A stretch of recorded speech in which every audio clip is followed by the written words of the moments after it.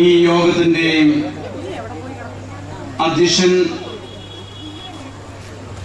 കോട്ടയം അതിരൂപത സഹായമെത്രാൻ മാർ ജോസഫ് പണ്ടാരശ്ശേരി ഈ യോഗം ഉദ്ഘാടനം ചെയ്യുവാൻ ഇവിടെ എത്തിയിരിക്കുന്ന സാംസ്കാരിക വില്ലേജ് ഡെവലപ്മെന്റ് മന്ത്രി ബഹുമാനപ്പെട്ട ശ്രീ കെ.സി. ജോസഫ് സാർ,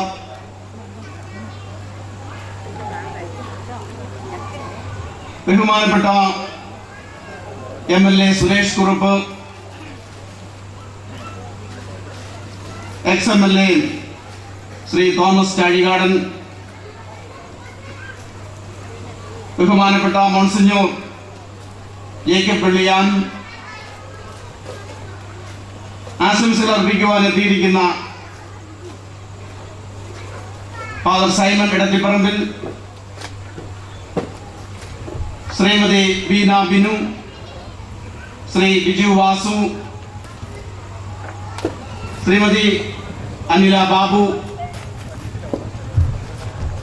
പ്രിയമുള്ള സിസ്റ്റേഴ്സ്, ബഹുമാനപ്പെട്ട വൈദികരെ,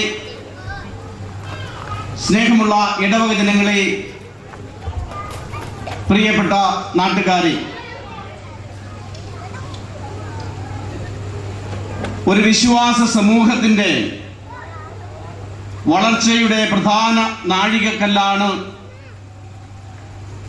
ഒരു ഇടവക ദേവാലയത്തിന്റെ സ്ഥാപനം. 1912 ഡിസംബർ 8-ാം തീയതി ഒളശ ഇടവക ദേവാലയത്തിന് തറക്കല്ലിടുകയുണ്ടായി. ഇന്ന് 2012 ഡിസംബർ 8. ബഹുമാനപ്പെട്ട കളരിക്കലച്ചൻ തൻ്റെ സ്വാഗത ഭാഷണത്തിൽ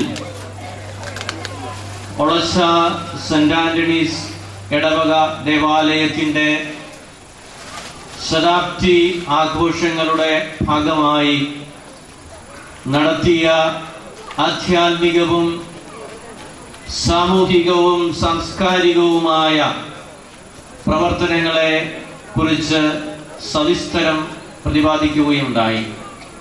വളരെയേറെ സന്തോഷകരമായ ഒരു ചരിത്ര മുഹൂർത്തമാണ് എല്ലാ അർത്ഥത്തിലും. കേരളത്തിൽ വളരെ അപൂർവമായ ക്രൈസ്തവ ദേവാലയങ്ങൾക്ക് മാത്രം അവകാശപ്പെടാൻ കഴിയുന്ന ശതാബ്ദിയുടെ നിറവിലാണ് ഒളശയിലെ സെന്റ് ആന്റണീസ് കനാനായ കത്തോലിക്ക ദേവാലയം. 100 കൊല്ലം പിന്നിടാൻ കഴിയുന്നു എന്നത് ഇവിടെ സ്വാഗത പ്രസംഗത്തിൽ വികാരി ചൂണ്ടിക്കാണിച്ച പോലെ 100 കൊല്ലം മുമ്പ് കല്ലിട്ട് പണി ആരംഭിച്ച ഈ ദേവാലയം 100 കൊല്ലം പിന്നിടുന്നു എന്നത് ക്രൈസ്തവ വിശ്വാസത്തിന് തന്നെ വളരെയേറെ അഭിമാനകരമായ ഒരു കാര്യമാണ്. ഞാനിവിടെ വന്ന് ഇറങ്ങിയ അവസരത്തിൽ വർഷങ്ങൾക്ക് മുമ്പുള്ള പഴയ കാലത്തേക്കുള്ള ഒരു തിരിച്ചുപോക്കാണ് മനസ്സിൽ തോന്നിയത്. കാരണവന്മാരൊക്കെ നേരിയതും 2-ാം മുണ്ടും അണിഞ്ഞ് തലയിൽ കെട്ടിവിടെ നിൽക്കുന്നു.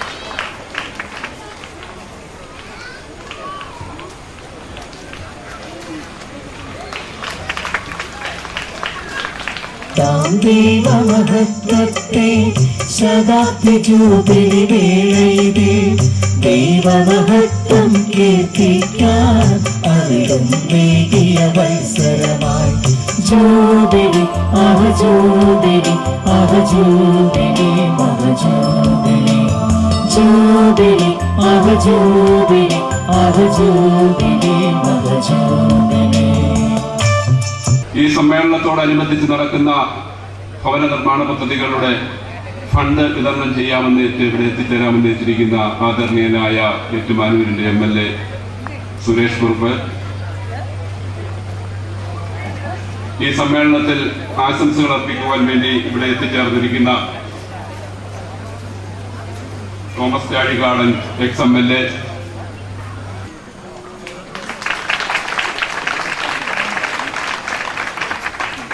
ഇതിന് വിസ്മയം എന്നൊരു വാക്ക് ഉണ്ടെങ്കിൽ എനിക്കിന്ന് അനുഭവപ്പെട്ടത് ഇവിടെ വെച്ചാൽ ഈ സമയത്ത് എന്നോടൊന്നും പറഞ്ഞിട്ടില്ല ഇങ്ങനെ ഒരു ആരോഗ്യമൊക്കെ ഉണ്ടാവുമെന്ന്. വായിച്ചു കേട്ടപ്പോൾ ഞാനും അനുഭവപ്പെട്ടു. എന്തെങ്കിലും ആവട്ടെ, ഞാൻ വളരെ സ്നേഹപൂർവ്വം ഈ ആദരവിനെ സ്വീകരിക്കുകയാണ്.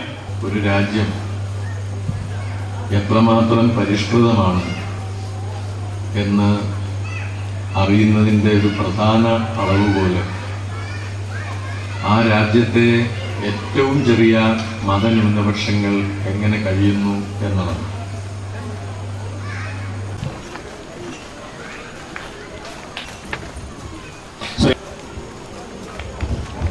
പുണ്യശ്ലോകനായ ദൈവദാസൻ മാർക്കേൽ പിതാവ് അടിസ്ഥാനശില പാകിക്കൊണ്ട് ഈ ദൈവാലയത്തിന് ആരംഭം കുറിച്ചതിൻ്റെ 100 വർഷം തികയുന്ന പുണ്യദിനം.